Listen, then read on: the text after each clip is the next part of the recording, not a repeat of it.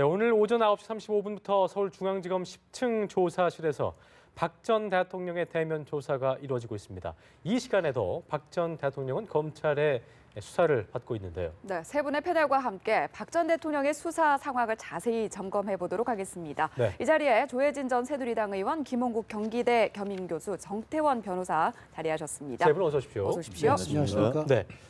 자, 오늘 오전 9시 23분쯤에 박 전 대통령이 검찰 청사에 도착을 했습니다. 상당히 3월 10일에 그 탄핵 발표만큼이나 온 국민의 그 눈과 귀를 좀 이목이 집중했던 그 순간이었는데요. 포토라인에서 어떤 말을 할까 관심이 갔었는데 29글자였습니다. 국민 여러분께 송구스럽게 생각합니다. 성실하게 조사에 임하겠습니다. 상당히 좀 건조하고 짤막한 그 입장 발표였다라는 평이 나오고 있는데 조 의원님 어떻게 보셨는지 한 말씀 해주시죠. 원래 그 정도를 예상을 했었는데 네. 이제 손범규 변호사가 특별한 메시지가 준비되어 있다라고 하는 바람에 예. 이제 모두들 긴장도 하고 그러게요. 관심을 이렇게 그쪽으로 모았죠. 네. 그리고 혹시라도 탄핵 이후에 그리고 그 자택으로 돌아오신 이후에 쭉 진행됐던 그런 이제 승복하지 않는 분위기, 이 연장 그것이 그대로 이어져서 그 연장선상에서 어떤 메시지가 나오게 되면은 그러니까 검찰 수사에도 또 난항이 있겠지만은 정치적으로도 이 논란이 있을 가능성이 있고 그래가지고 걱정하는 분들도 많았는데 다행히 그런 일은 없고 네. 처음에 생각했던 것처럼 의례적인 이제 발언 그렇지만 또 사과는 아닌 예. 그런 발언으로 매듭이 지어져서 그나마 이제 다행이 아닌가. 그리고 그 짧은 말이지만은 어쨌든 검찰이 제기하는 그런 혐의를 순순히 인정하지는 않고 네. 자기 본인의 그런 결백이나 이런 건 주장할 때까지 최선을 다해서 주장하고 네. 그 반론 또 그 법적 뭐랄까 이게 좀 법적 이 논란 이런 걸 갖다가 정면으로 당당하게 네. 펼쳐가겠다라는 취지 뜻을 보여준 말씀이었다고 생각이 듭니다. 네. 정 변호사님은 짧은 29글자의 글자를 들으시면서 어떤 생각이 드셨어요? 두 가지 의미가 있는 걸로 보이는데요. 한 가지는 박 전 대통령이 탄핵은 물론 그 검찰 수사는 혐의 자체도 인정을 하지 못하겠다. 네. 그런 마음이 있으신 것 같고요. 그래서 예. 송구스럽다는 건 그냥 의례적인 말이고 또 검찰 조사에 성실히 응하겠다는 것도 역시 굉장히 어떻게 보면 무미건조하고 투명한 얘기거든요. 그냥 하는 이야기거든요. 누구나 다. 그래서 아무 얘기 안 하는 거나 마찬가지이기 때문에 결국에는 본인은 억울하다. 그래서 그런 점이 있는 것 같고 또 한 가지는 어제는 손범규 변호사가 아니 무슨 뭔가 메시지가 있을 거라고 얘기를 했는데 안 예. 하시는 걸로 봐서 일반적으로 이제 변호사하고 의뢰인과의 사이에 있어서는 되게 변호사들이 뭐라고 이렇게 무슨 어드바이스 하면 그걸 따르거든요. 근데 지금 박 전 대통령과 변호인들 사이에는 통상적인 그런 관계는 아니다. 예. 그러니까 이 의사결정의 주된 것은 박 전 대통령이 하시고 변호인들은 오히려 주적인 것이 아니라 종적인 역할을 하는 것이 아닌가 그런 생각이 들었습니다. 그랬군요. 네, 포토라인의 모습을 드러냈을 때 주목받았던 부분이 우리가 방금 전까지 얘기를 나눠본 이 메시지와 함께 옷차림이었거든요. 그렇습니다. 삼성동 자택으로 갔을 때 입었던 옷차림을 오늘도 입었는데 이게 우연의 일치가 아닐까 뭐 어떤 여러 가지 해석들이 나오는데 그렇습니다. 어떻게 보셨어요, 교수님께서? 저는 사실은 옷차림에는 큰 의미를 부여하기는 좀 어렵다고 봅니다. 왜냐하면 평상시에 뭐 밝은 옷들, 뭐 분홍색, 핑크라든가 또는 빨간색 옷, 뭐 이런 옷을 입을 수는 없지 않겠습니까? 네. 더군다나 지금 국민들의 분노가 있고 헌법재판소에 의해서 파면을 된 상태인데 그렇기 때문에 아무래도 좀 어두운 색깔을 입을 수밖에 없고요. 그런 측면에서 과거에 뭐 국회와 좀 관계 안 좋을 때도 뭐 입었다 이런 얘기도 하지만은 저는 옷차림보다는 역시 메시지가 아니었나 8초였습니다. 네. 우리가 기대하기로는 과거에 1995년에 11월, 12월에 노태우, 전두환 두 대통령과 2009년 노무현 대통령 사흘이었죠. 예. 그러면 그중에서 전두환 전 대통령 스타일로 골목길 성명을 발표하고 검찰 조사를 비판하고 결국은 강제로 이제 끌려왔던 그런 모습이 있었지 않습니까? 그럴 것이냐 아니면은 노태우 전 대통령이나 노무현 전 대통령처럼 면목이 없다거나 또는 반성하는 그런 얘기를 할 것이냐.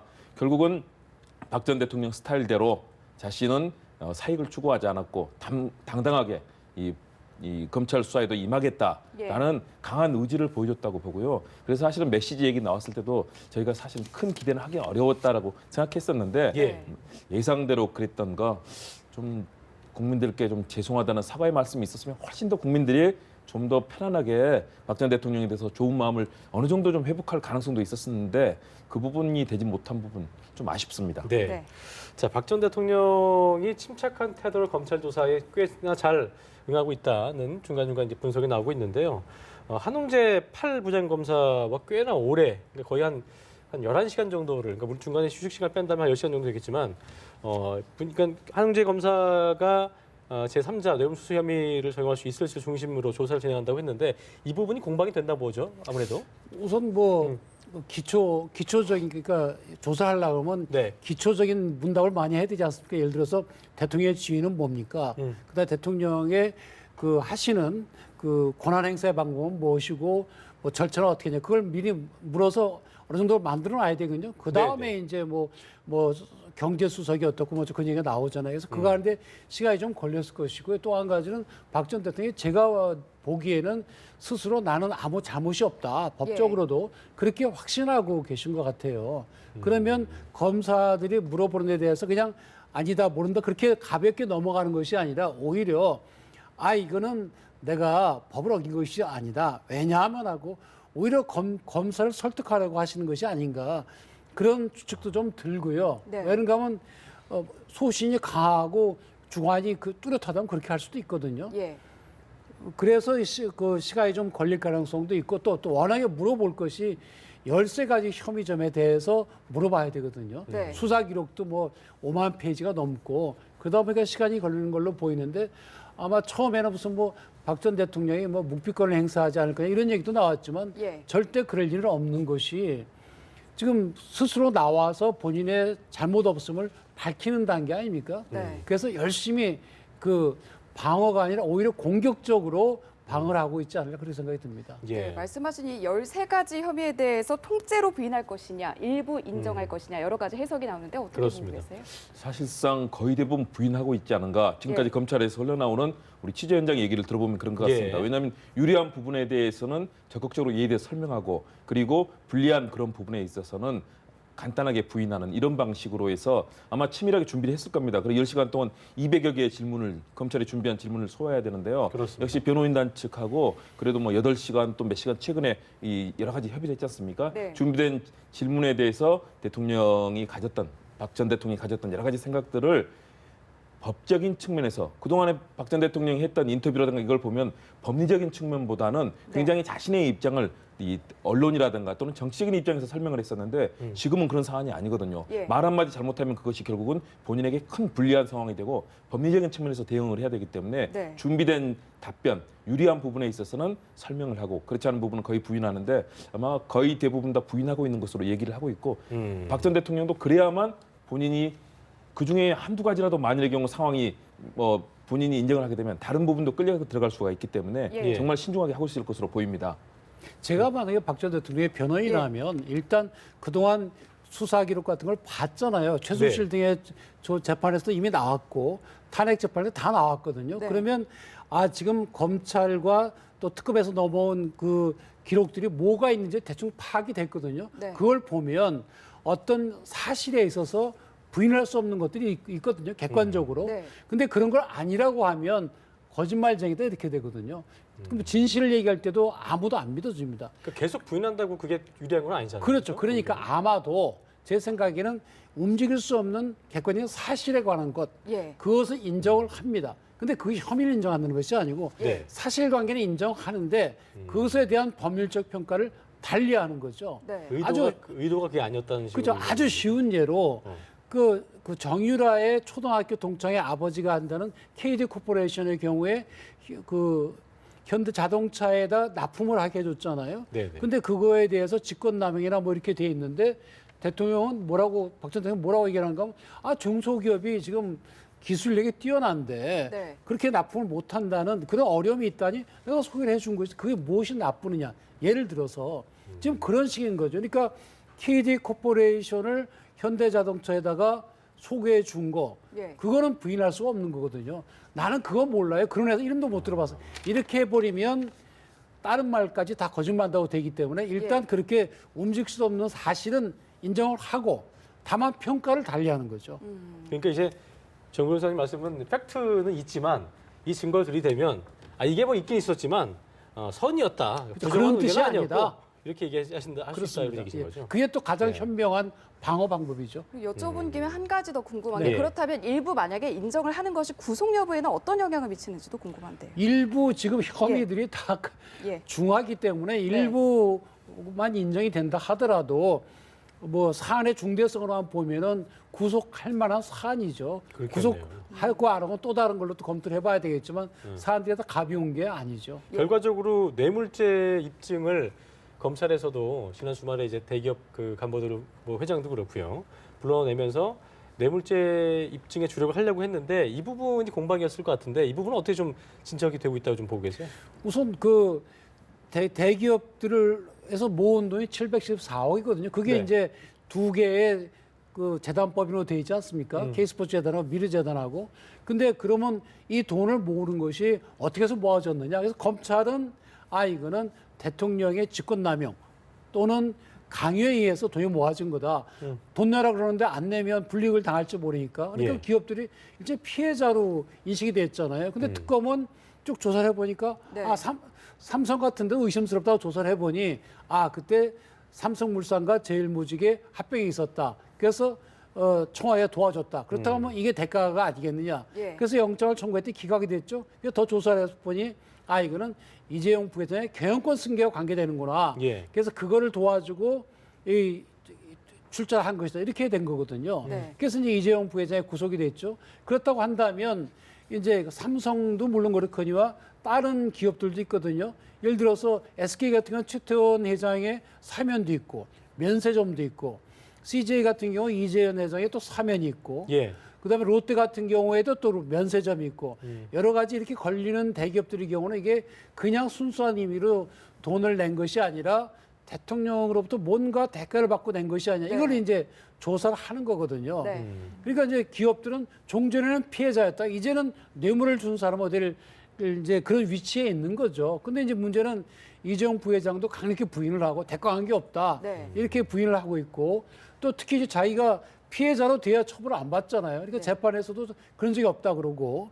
그리고 더더군다나 대통령은 박 전 대통령은 그런 거 아니다라고 얘기를 하겠죠. 결국 그러면 이제 주변에 그 돈을 낼 당시에 그 기업들이 어떤 그 어려움이 있었는지 네. 그게 그거부터 대가한 게 있는지에 대해서 이제 조사를 하는 건데 문제는 이게 중요한 것이요. 뇌물죄가 이게 액수가 크기 때문에 인정이 되면 무기 또는 10년 이상 징역입니다. 예. 제일 큰 거죠, 횡령이. 그렇죠. 다른 네. 직권남용 이런 건 5년 이하밖에 안 되거든요.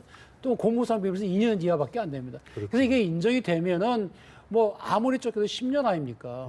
그게 굉장히 큰 거죠. 그러니까 여기에 총력을 기울일 수밖에 없죠.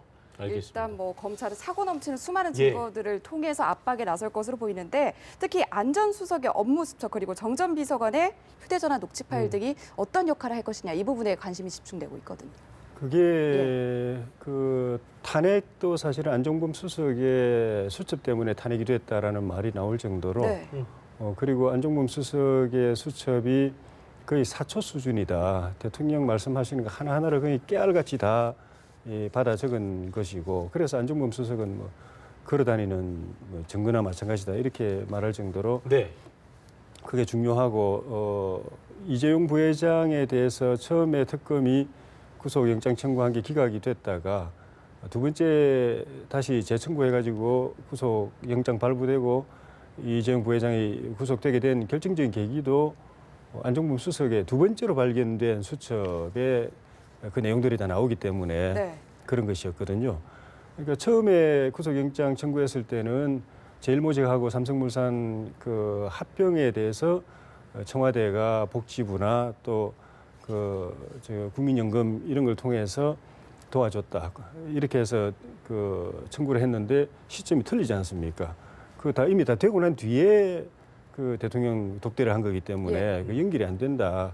그래서 기각이 됐는데 안종범 수석이 그 다음에 발견된 그 안 수석의 수첩에서 보면은 그 뒤에 만났을 때, 그 전에 만났을 때 네. 삼성의 그 몇 가지 현안들에 대해서 이재용 부회장이 대통령한테 부탁을 하고 바이오 산업 관련돼서라든가 삼성생명의 지주회사 전환 문제라든가 이런 것들을 부탁을 했고 그것이 이제 협조가 돼가지고 그 대가성 그 이익이 그쪽으로 돌아갔다. 그러니까 바로 이제 연결이 돼가지고 그럼 그 말고도 이제 다른 것도 많이 있는데 결과적으로 이제 구속이 되게 된 건데 그래서 그 안종범 수석의 수첩 내용이 박근혜 대통령의 탄핵과 또 이후에 유죄 끌어내는데 흔히 말하는 그 스모킹 건이다라고 네. 말할 정도인데 저건 어떻게 보면은 그 대통령 입장에서 보면은 좀 곤혹스러운 측면도 있는 것 같아요. 그 왜 안수석이 저렇게 꼼꼼하게 다 받아줘가 사초처럼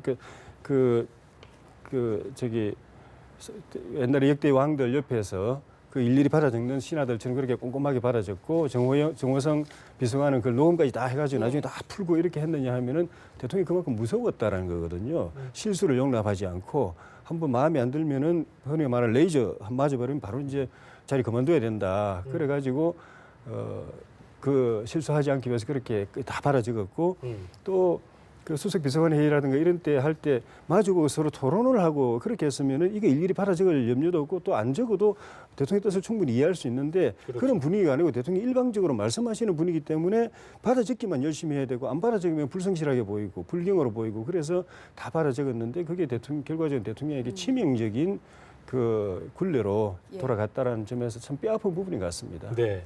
아까 이제 뇌물죄 성립이 된다면은 형량이 무기 또는 10년 이상입니다. 10년이라고 했는데 그렇습니다. 이 부분에 대한 어떤 공방이 이루어질 텐데요, 교수님. 그러니까 특혜를 준 부분을 확정할 수 있는 어떤 그런 증거가 없다면 이걸 잡아내기가 쉽지 않을 거라는 거죠.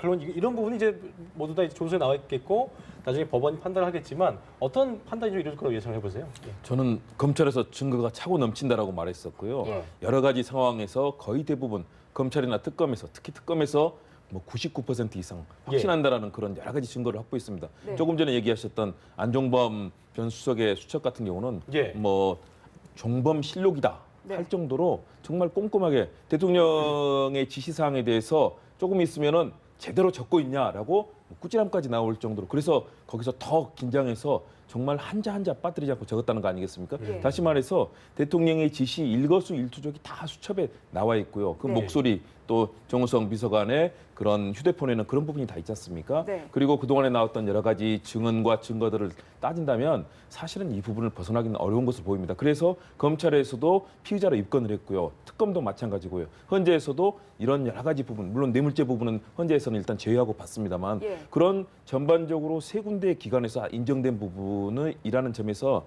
오늘도 뭐 여러 법조인들 또 다 말씀을 나눠보는데 예. 거의 대부분 그런 부분에 있어서는 아. 충분한 증거가 될 거라고 확신하는 그런 분위기였습니다. 그런 측면에서 저는 사실은 정말 국민들께 좀 사과하는 모습을 보였다면 왜냐하면 법관에게는 뭔가 이런 상황에서는 장량 감경할 수 있는 요건이 자백하거나 또는 뭐 자수하거나 여러 가지 그런 본인의 이 죄를 인정하는 모습을 보일 때는 감경도 할 수 있는 거거든요. 예. 그런데 이런 전면적으로 다 부인하고 이런 상황에서는 사실상 법에 엄정한 그런 조치를 받을 수밖에 없게 되고요. 그래요. 그렇다면 우리 변호사님 말씀처럼 최대 형량 뭐 무기 그런데 무기까지 뭐 쉽지 않아 보이지만 특가법상 뭐 이런 부분 따진다면은 10년 이상 그리고 뭐 박범계 더불어민주당 의원 판사 출신이 이 부분을 경합법으로 따졌더니 최대 45년까지 이렇게 예, 이제 뭐 들었습니다. 이 계산을 했는데요. 네. 그런 측면이 사실 오늘 좀 더 국민께 정말로 사과하고 또 일부 뭐 수용한다든가 왜냐면 이미 헌재에서 이 결정을 내렸던 부분들 좀 받아들일 필요가 있지 않을까 좀 아쉬움이 남습니다.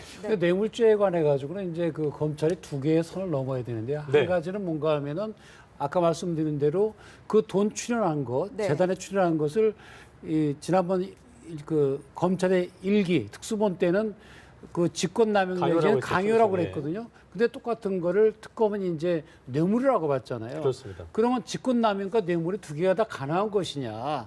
예? 법리적으로 그 두 개가 가능하다는 주장이 있을 수도 있고 아니다 하나만 가능하다 이런 주장이 있을 수 있고 이 점에 대해서도 이제 법리적 검토를 해서 정리해야 될 걸로 보이고요. 그다음에 또 한 가지는 실제 이 특히 삼성의 경우에 지금 뇌물로 이제 됐으니까 그 돈이 간 것은 최순실이 가지고 있는 독일 회사거든요. 코레스포츠. 거기와 213억의 컨설팅 계약을 체결했고 실제로 78억에 간 거잖아요. 근데 최순실은 민간인이죠. 그죠? 그러니까 민간인이 뇌물죄로 처벌받는 건 왜 그런가 하면 공무원인 박 전 대통령과 안종범과 공모해서 이 뇌물을 받았기 때문에 이 뇌물죄로 처벌받는 거거든요. 예. 그래서 그 근저에는 이 최순실이 받는 것은 박 전 대통령이 받는 거랑 마찬가지다. 소위 경제적 이익을 같이 한다. 한 주머니다. 이런 전제가 돼 있거든요. 네. 그러면 과연 최순실과 박 전 대통령을 한 주머니를 같은 주머니를 가지고 사용하는 걸로 볼 수 있느냐? 그것도 이제 검찰에 넣어봐야 될 사안인 거죠. 참 뇌물죄 입증에서는 이제 이재용 부회장도 걸려 들어가 있는데 네.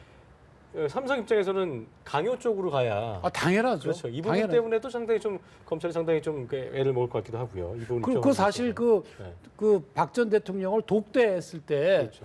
그때 뭐 녹음해둔 것도 없잖아요. 그러면 이제 이재용 부회장 입장에서는 그때 대통령이 얼마나 혼을 내는지 내가 이거 저기 최순실 안 도와주면 우리 회사 망하겠더라. 예. 그래서 할 수 있게 도와줬다. 이런 식으로 나갈 거거든요. 근데 박 전 대통령은 난 그런 적 없다. 자발적으로 한 것이다. 근데 어느 쪽이고 간에 이게 뭐 대가를 바라고 줬다. 이런 얘기는 안 나오거든요. 예. 그러니까 검찰이 두 사람이 다 부인하고 있는 마당에서 네. 어떻게 입증할 것이냐. 네. 결국 이제 주변 정황 증거를 갖고 입증을 해야 되는 그런 어려움이 있는 거죠. 알겠습니다. 네, 검찰과 박 전 대통령 측이 어떤 논리를 주고받고 있을지를 저희가 좀 그렇습니다. 쭉 짚어봤고요. 이번엔 예. 분위기를 좀 살펴보도록 하겠습니다. 지금 청사 10층에 있는 1001호 조사실에서 조사를 받고 있는 것으로 전해지는데 모두 흰 블라인드 내려서 외부의 시선을 원천 차단했다고 하더라고요. 이런 부분들은 왜 이렇게 이루어지는 건지. 일단 조사의 안정성의 측면에서 예. 필요하다고 봐야 될 겁니다. 왜냐하면 그동안에 뭐 여러 차례 지난번 우병우 전 수석 같은 경우는 언론이 지금 뭐 지난번에 촬영을 했지 않습니까? 네. 엄청난 뭐 파문이 일었었는데요. 만약 지금 아마 다 모든 언론이 망원 렌즈 들이대고 하나라도 만약의 경우 잡힌다면 뭐 엄청난 특종이 되는 거죠. 그럴 텐데 사실은 그런 상황이 나가거나 또 박 전 대통령도 수사를 받고 있는데 조사를 받고 있는데 만약의 경우 그런 부분이 외부에서 뭔가 그런 시선이 있다면 조사에서 제 얘기를 할 수 없는 거죠. 최소한도 검찰도 마찬가지고요. 검찰도 그런 상황이 불안정하게 된다면 조사에서 서로 간에 안정되게 혐의에 대해서 얘기를 주고받을 수 있고 또 최소한도 인정할 수 있는 부분이 있더라도 그렇게 불안한 상황에서는 조사를 받을 수 없는 거죠. 그렇기 예. 때문에 일단은 완벽하게 차단하고 그랬기 때문에 사실은 뭐 영상 녹화도 검찰이 할 수 있음에도 불구하고 네. 포기했다는 측면에서 네. 아무래도 조사의 안정성 그리고 박 전 대통령에 대한 최소한의 예우와 또 앞으로 검찰 조사의 신빙성을 위해서 그렇게 했다고 보여집니다. 네. 특히 이제 박 전 대통령뿐만이 아니고 예. 수사는 아주 비밀이 유지가 돼야 되거든요. 안 그러면 수사는 할 수가 없습니다. 근데 그때 우전 수석 때는 원점- 어떻게 이렇게 다 이렇게 보였던 그때는 망원 이제 머리서 망원으로 찍었는데 네. 그런 뭐 태도로 조사하는 사람이나 당한 사람이 잘못된 거지만 예. 일반적으로 얘기를 할 때 누구를 불러 조사를 하는지 몇 시에 어떤 조사 이런 거는 철저히 비밀로 해야 됩니다. 그래야 수사의 내용이 밖으로 흘러가지 않거든요. 누구를 불러 조사하는지 같은 게 네. 밖으로 흘러나가면 그걸 본 이해관계자는 거기에 대응할 거 아닙니까? 철저히 이 비밀이 유지돼야 되기 때문에 이 경우뿐만이 아니라 다른 경우라도 블라인드 다 내리고 네. 그렇게 조사하는 게 원래 수사의 기본 원칙이죠. 네. 네. 이게 그 또 하나가 아까도 저기 김 교수님께서 얘기해 주셨지만 그 영상 녹화하는 거요. 이거 가지고 말이 많던데요. 일단 검찰이 영상 녹화 조사 거부한 박 전 대통령 측 요구를 수용하기로 했다고 했는데 여기서 약간 좀 그 궁금한 점이 뭐냐면 거부가 아니고 부동의한 거라고 했는데 그게 뭐가 다른 거예요? 거부와 부동의의 차이를 좀 설명해 주시죠. 예. 글쎄 그게 뭐 법률적으로 서로 달리 나오는 건 아니고요. 기본적으로 법적으로 어떤 거 좀 설명해 주시죠. 저희가 잘 법적으로 몰라서. 영상 녹화를 우리 형사소법 어떻게 되어 있는가 하면 예. 피의자의 경우에는 영상 녹화를 하게 되면 본인에게 가르쳐 줘야 됩니다. 자, 영상 녹화한다. 예. 그다음에 다 그 전 과정을 녹화를 해야 되고요. 그다음 녹화하고 나서 본인 이제 딱 봉해서 이제 피의자 자기 영상에 찍겠죠. 거기에 이제 서명 날인하고 네. 그렇게 돼 있습니다. 그리고 이제 변호인이나 본인이 그 열어보자 하면 이제 그걸 틀어주고 그렇게 해야 되는 거거든요. 그런데 동의나 뭐 그런 건 필요 없습니다. 사전 고지를 아직 안 하지 않나요? 그러니까 뭐 사전 녹화를 고지 하도록 하겠느냐, 돼 안 있습니다. 해야 됩니까? 근데 네. 사전 고지는 하는데 하실래요, 안 하실래요? 그거는 안 물어봅니다. 아하.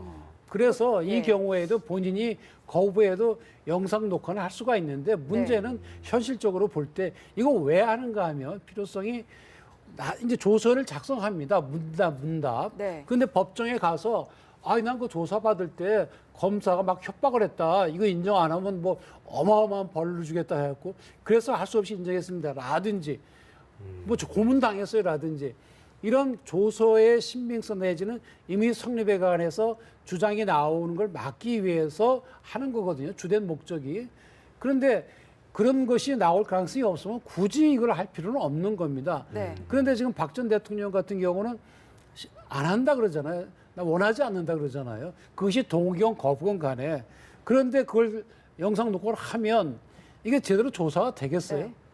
조사가 안 될 거거든요. 그러면 실제로 뭐 지금 변호사도 지금 2명이나 들어가 있는 걸로 보이는데 검사가 나한테 뭐 부당하게 수사를 했다 이런 얘기는 나올 가능성도 없고 네. 조서가 제대로 됐는지는 전부 읽어볼 거 아닙니까? 네. 박 전 대통령 읽어보고 변호사 읽어보고 도장 찍을 건데 나중에 그런 문제가 별로 다퉈질 것도 아닌데 굳이 본인이 제대로 문답이 안 될 걸 감내해 가면서 영상 녹화를 할 필요성이 없는 거죠. 그래서 네. 안 하겠다면 그럼 하지 마시라. 네.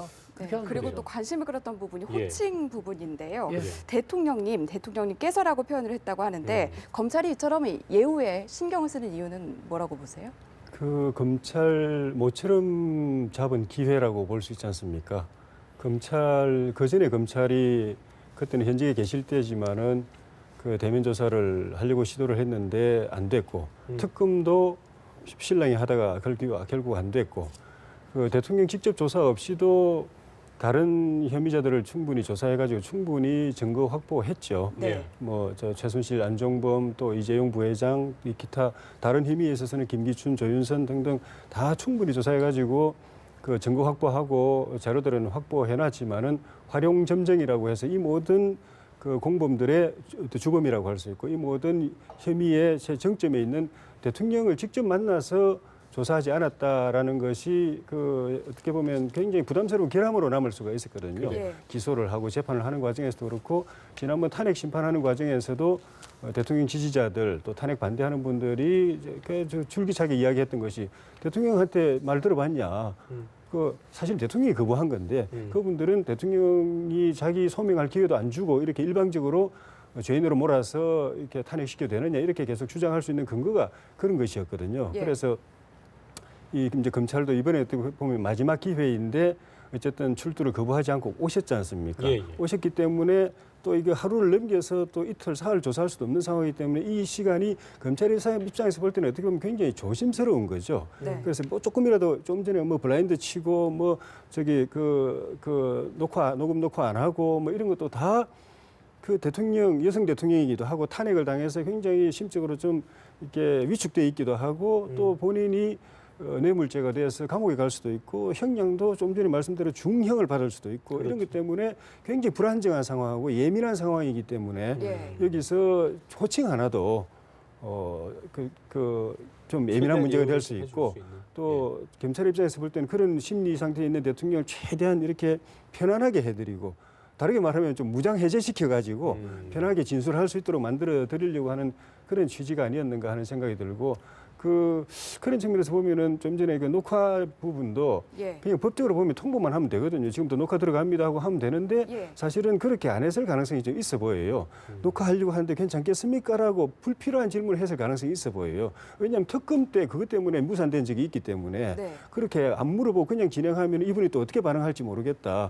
특검 대면 조사를 녹화 때문에 또는 다른 일자 때문에도 있었지만은 녹화 때문에 거부했던 걸 생각하면은 이분이 동의 없이 그냥 우리가 권리가 있다고 해서 그대로 했을 경우에 나 진술 못한다 이렇게 돼버리면은 다시 올 수 없는 이 수사를 완결할 수 있는 기회가 무산될지도 모른다는 그런 것들 때문에 호칭이고 녹화고 뭐 외부 차단하는 거고 이런 거 하나하나가 오늘 마지막까지 했던 이 형식적 완결성을 딱 종료를 짓자.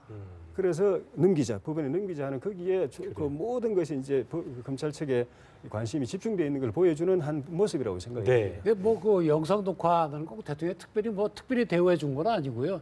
저도 뭐 영상 녹화에서 같이 뭐 영상 녹화 해가면서 조사받은 적이 있는데 네. 우리 의뢰인하고 별로 기분이 좋지는 않아요. 그게 의식을 하게 되나요? 아니 그 위에 이제 까맣게 이제 CCTV처럼 뒤에 있는데 이게 그 얘기하는 게 전부 다 이렇게 녹화돼서 영상으로 남아 있다는 건 즐거운 일은 아니죠. 더더군다나 박 전 대통령 같은 경우는 이게 이제 이 중요한 사건 같은 경우는 이게 영구 보존이거든요. 그러면 이 조사받는 내용이 영구 보존해서 100년 뒤, 200년 뒤까지도 이게 볼 수도 있거든요. 지금 당장에는 외부 공개가 되지 않지만 나중에는 추후에라도 그럼요, 될 수도 있죠.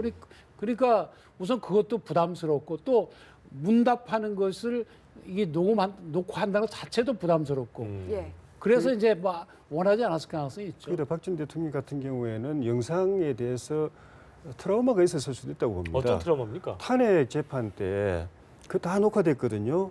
검찰 재판관들이 그 정인들한테 물어본 거, 그리고 박 전 대통령 대리인들한테 당신들 대답해 보시오라는데 대답 못하고 쩔쩔맨 거, 예. 이런 것들이 다 녹화됐는데 전체를 녹화해가지고 기자들한테는 그걸 엠바고로 걸었습니다. 보도는 하지 말아달라. 방송이나 신문으로 보도는 하지 말아달라고 그랬는데 헌법재판소 홈페이지에 계속 올렸어요. 예. 이것이 SNS 형태로 그 유튜브라든가 이런 데서 당일치로 다 편집돼서 돌았습니다. 네. 그걸 보면서 온 국민들이 보고서 헌법재판정에서 벌어지고 있는 그 상황을 다 보게 된 거예요. 예. 그러니까 재판관들이 예리하게 날카롭게 대통령의 혐의에 대해서 물어보는데 정인들은 다 그냥 나몰라라 그러고 다 그냥 지금 말해 배째라 이런 형태고, 또 대리인들은 답도 제대로 못하고 어떤 대리인들은 그냥 이상하게 이렇게 그 엉뚱한 짓이나 하고, 그 탄핵 재판은 사실 법리도 법률의 법리도 중요하지만 여론이 굉장히 중요한 거거든요. 네. 그 여론전에서 이미 그걸 바라보는 국민들이 야 이게 대통령 이거는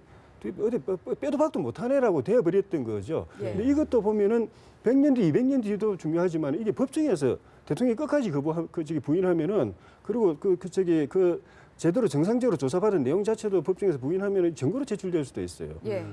그렇게 되면은 어떤 행태로든지 이게 공개돼 버릴 수도 있습니다. 그럼 그걸 보고서 국민들이 대통령이 제대로 대답 못했네, 저렇게 대답해놓고 법정에 나와서는 또 뒤집네, 이래 돼 버리면은 정말 네. 꼼짝없이 그래요. 피할 수 없는 상황이 되기 때문에 그 점도 저는 우려하지 않았겠는가 하는 알겠습니다. 생각이 듭니다. 지금 조 의원님 말씀대로 그렇게 해서 법정에서 그걸 틉니다. 예. 동영상을. 그럼 법정에는 누구나 더 들어오잖아요. 공개 재판이니까. 그럼 그게 외부로 외부 흘러날 이슈는 가능성도 어쨌든 충분히 다른 사람들 있죠. 볼 수 있기 때문에 그럼요. 그런 부분도 좀 우려스러웠다라고 볼 수 있겠고요. 오늘 또 관심 끌었던 게 이제 그 최순실 씨와 정호성 전 비서관, 안종범 전 수석 옆 건물에 있었다고 그래요. 그래서 그 같이 대질신문 관심도 있었는데 결국 불출석 사유서를 냈다고 하거든요. 어떤 심리였다고 볼 수 있을까요? 두려웠을 겁니다. 박 전 대통령에 대해서 많은 증언을 했습니다. 불리한 증언들, 그리고 지시했던 내용들을 사실은 다 검찰 조사, 특검 조사에서 다 예. 인정했지 않습니까? 예. 그런 부분들이 결국은 박 전 대통령이 그동안 해왔던 그런 지시의 부당성이라든가 이런 부분들을 사실은 낱낱이 다 인정을 한 상황인데요. 그렇게 무섭게 지시했던, 사실 뭐 레이저 한 방이면 뭐 총리, 장관 누구 할 것 없이 다 나가 떨어졌는데 비서관 또 뭐 수석들이 박 전 대통령을 참 보기가 쉽지 않았을 겁니다. 그리고 그런 것들이 이미 다 증거로 채택이 돼 있는 상황이기 때문에 여기서 나와서 얘기를 하더라도 이미 나왔던 내용을 반복하는 것이기 때문에 더 이상 사실은 나와서 할 필요 없는데, 그러나 검찰 수사의 필요성상 대질신문이 필요했다고 보고요. 그런 측면에서 박 전 대통령 한때 모셨던 예. 정말 대통령이었는데 결국은 대통령의 부당한 짓이었지만 또 그걸 인정함으로써 전 대통령에게 결국은 어떤 형사처벌을 받을 수 있는 가능성을 지금 안겨놓고 있지 않습니까? 네. 그런 상황에서 사실은 마주보고 얼굴 같이 한다는 거 두렵기도 하고 또 인간적으로도 참 가슴이 참담하기도 했을 거고요. 그래서 결국은 아마 불출석 사유서 제출하고 네. 나오지 않았다. 세 사람 다 그랬다고 면목이 봅니다. 없죠. 최순실 씨는 자기 도와주다 일이 터졌잖아요. 그런 면목이 없고, 그다음에 정호성 비서관 같은 경우는 집에 있는 휴대폰에 녹음해 둔 거 그거 없었으면 이렇게 증거가 안 됐을 텐데 그것도 자기 탓을 할 수밖에 없고, 안종범 전 수석은 깨알같이 적어놓고 또 다 대통령 지시 받았습니다 해놓으니까 자기는 빠져나가고 책임은 다 박 전 대통령이 미루는 꼴이거든요. 그의 면목이 없죠. 그리고 결국 대통령, 저분들은- 박 전 대통령 입장에서나 그 나머지 정인들 입장에서나 대질신문이라는 거는 사실 서로가 못할 짓입니다. 그 모셨던 분 한 대통령을 면전에 놓고 그분의 죄를 뒤집어 씌우는 게 예. 결과적으로 그것도 못할 짓이고 또 그분하고 그럼 대통령이 또 가만히 있겠습니까? 뭐 맞습니다. 내가 잘못했습니다. 이러겠습니까? 아니라고 이야기할 것이 그럼 그 모시던 분하고 그분들하고 이 언쟁을 벌여야 되거든요. 말다툼을 벌여야 되거든요. 그게 서로가 고통스러운 것이고 그래서 만약에 그런 일을 검찰이 시키면은 대통령이 아마 이걸 굉장히 자기에 대한 모욕으로 생각할 거예요. 자기 아래 사람 데려와 그런 것도 가지고 어떤 예우의 차원을 볼 수 있겠네요. 그럼요. 그렇죠? 그렇게 하면 그 정상적인 진술이 이제 어려워질 가능성도 있기 때문에 네. 또 실익도 없고 그래서 아마 검찰은 아, 그거 안 하기로 한 거 아닌가 싶어요. 그리고 실제로 제가 전에 수사해 본 경험에 의하면 대질한다고 말 안 바꿉니다. 그대로예요. 대질이라는 건 이제 기억이 안 나고 할 땐 둘이 안처럼 아 맞아 그때 그런 일이 있었지 이렇게 우호적으로 되는 경우 외에는 한 사람은 A라고 그러고 한 사람은 B라고 그러면 예. 둘이 앉혀놔도 그대로죠. 서로 우기기만 할 그럼요. 수 있는 상황이 있다. 안 모셨던 전 있겠네요. 대통령에 대한 이제 예의는 아니지만 그러나 결국은 진실을 말하는 게 중요하지 않겠습니까? 결국 우리 국민들이 원하는 것은 예우도 중요하고 그분들의 뭐 형량도 중요하고 하지만 예. 결국은 진실을 밝힘으로써 다시는 이런 일이 없어야 된다는 그런 것들이 결국 우리 국민들에게 중요한 것이기 때문에 예. 사실은 대통령도 좀 진실을 얘기하고 또 검찰도 명명백백하게 진실을 규명함으로써 이 사안들이 국민들께 충분히 이해될 수 있게 하는 거 그것이 저는 가장 중요한 거라고 봅니다. 네. 오늘 네. 좀 눈에 띄었던 부분이요. 이 예. 서울중앙지검 청사에 도착하는 과정에서 친박계로 분류되는 의원들의 모습을 볼 수 없었다는 부분이거든요. 예. 왜 오늘은 이렇게 눈에 띄는 그런 모습을 보이지 않았을까요? 지난번에 예. 자택으로 돌아오실 때 그런 이제 인간적 정리라든가 이런 걸로 해서 다들 연락해가지고 또 자발적으로 나가서 대통령께 이제 좀그 용기도 북돋아드리고 격려도 해드리고 위로도 해드렸는데 예. 그게 정치적으로는 별로 좋지 않은 결과를 낳았죠. 좀 전에 말씀드렸지만은 삼성동의 간 친박들을 중심으로 해서 별도로 아주 골수 친박 해가지고 또 별도 개파가 만들어졌다. 예. 심지어 거기서 그 자택에서 정치 투쟁하는 대통령을 도와드리기 위해서 보좌하기 위해서 뭐 이렇게 그 각자 역할 나누어 가지고 특보 비슷하게 현직 의원들이 그렇게 팀까지 짰다라는 보도가 나가면서 여론이 굉장히 안 좋아졌죠. 그래서 그걸 의식한 측면도 있는데 좀 이상한 거는 그렇다 하더라도 서로가 짜지 않는 이상은 한두 명은 올 수도 있거든요. 근데 한 10명, 20명 가까이 되는 분들이 한 명도 안 온 거는 예. 자기들끼리 한 명도 가지 말자고 그렇게 이야기를 하지 말자고 했거나 얘기를 했다거나. 아니면 대통령께서 한 명도 오지 말라. 네. 그리고 국민 앞에 나는 어쨌든 결과가 어떻게 되든 간에 내가 생각하는 소신과 또 당당함, 결백 이런 걸 가지고 예. 내 혼자 힘으로 그 법하고 이렇게 대면해가지고 네. 주장하고 네. 또 그 오명을 벗고 이렇게 할 테니까 그런 모습으로 국민에게 비치려고 생각하고 아무도 오지 못하게 한 것일 수도 있겠다는 생각이 들어요. 네, 그렇다면 반대로 조사를 마치고 난 이후의 모습을 나타낼 가능성은 어떻게 보세요? 조사를 마치고 난 뒤에는 뭐 몇 사람 정도는 그럴 가능성은 있다고 보여집니다. 그러나 네.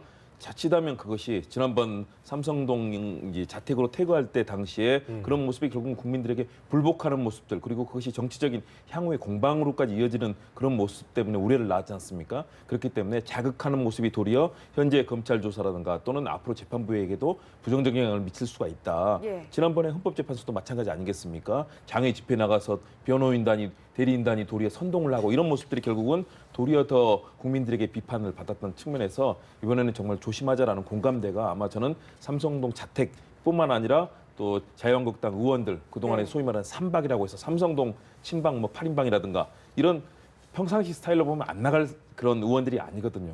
그러니까 어떤 얘기 했어도 나올 사람들인데 오늘 안 나온 것은 그래도 최소한도 로키 행보를 유지하면서 대통령에 대해서 좀 더 지지층도 모으고 또 뭔가 동정이라는 그런 마음들을 끌어내므로써 박 전 대통령에 대한 이 조사에 힘을 실어주자라는 측면인 것 같습니다. 그렇기 때문에 나중에도 예. 이제 집으로 귀가하는 상황에서도 좀 조용하게 혹시라도 뭐 그런 뭐 메시지는 전달할지 모르지만 그렇게 나와서 의식적인 행보를 하지는 않을 것으로 보입니다.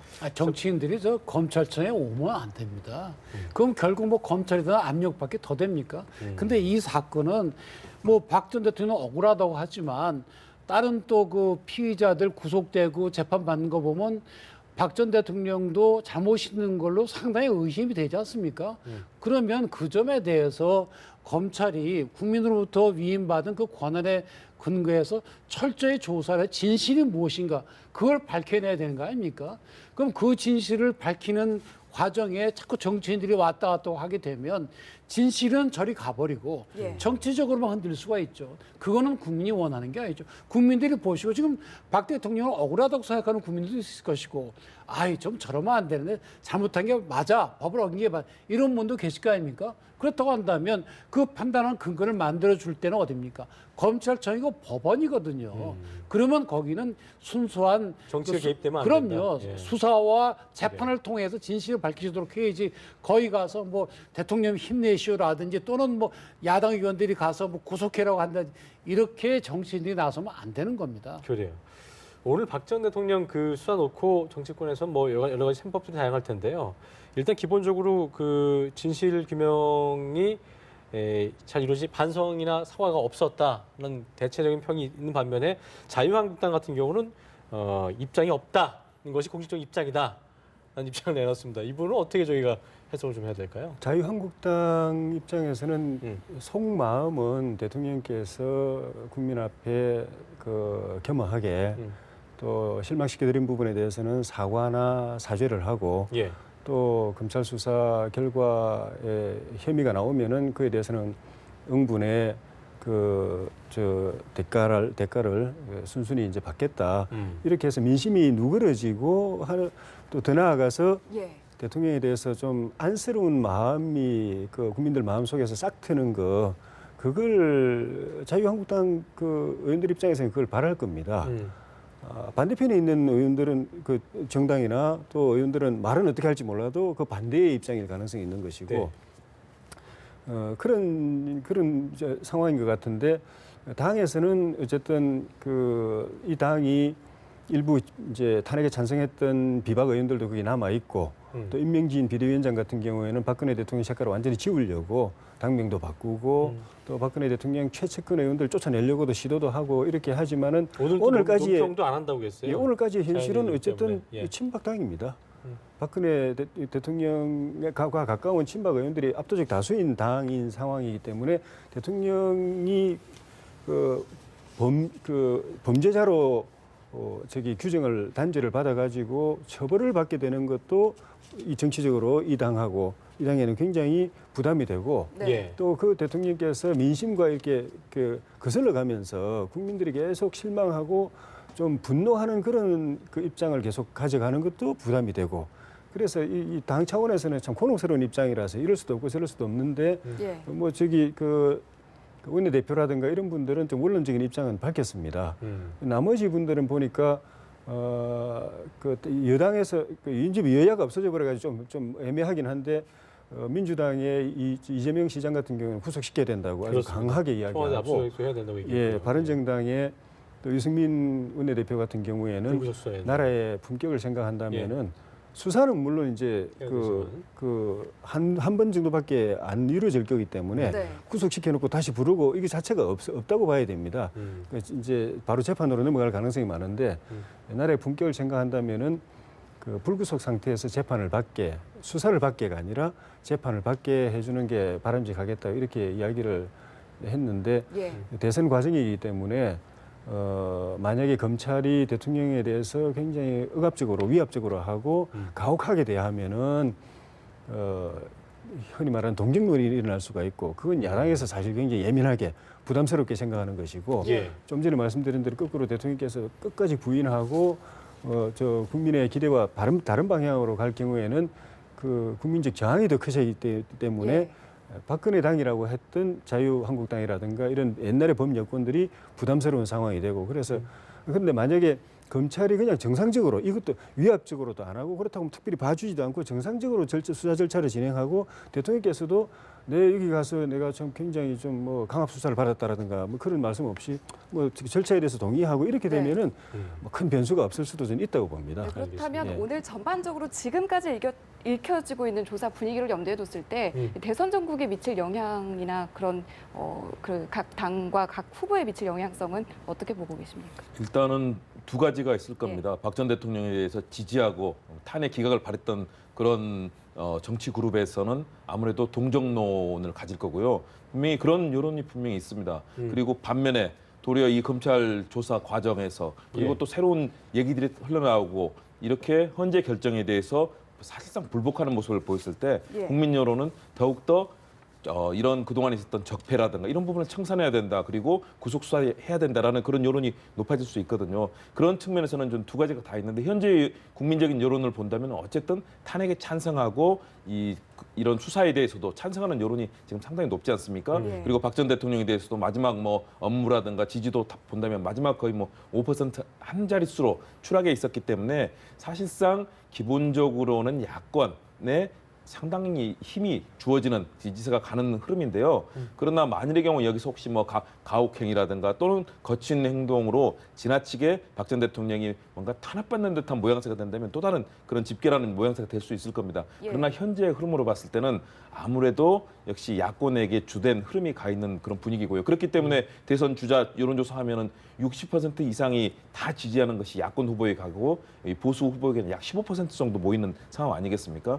그리고 특히 자유한국당과 박 전 대통령이 과거의 친박의 흐름으로 간다면 합리적인 보수들이 역할을 할 수 있는 공간이 줄어들면서 보수 진영이 전체적으로 위기를 맞을 수밖에 없는 상황이기 때문에 예. 이제는 보수 진영도 뭔가 새로운 흐름들을 만들어 가야 된다. 그래야 이 진보와 보수가 합리적으로 좋은 경쟁을 하면서 정치를 바꿔낼 수 있지 않을까. 좀 현재 상황에서는 걱정되는 부분이 많습니다. 네.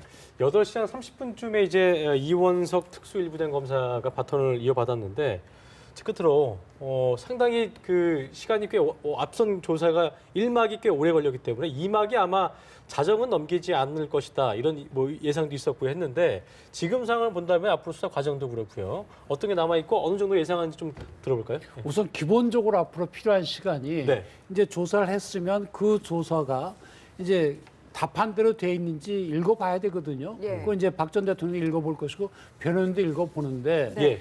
아마 뭐 몇 문항을 봤는지는 모르겠지만 적어도 뭐 몇십 페이지 이상 한 100페이지 넘어가 될 겁니다 아마. 네.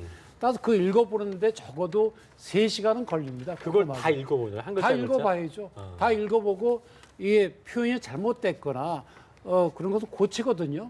그러니까 적어도 우선 기본적으로 3시간은 거기서 이제 필요한 것이고요. 신문 조사 확인에만 3시간 정도. 그렇죠. 예. 그럼 나머지 시간 갖고 이제 하는 건데 그러면 지금 10시 아닙니까?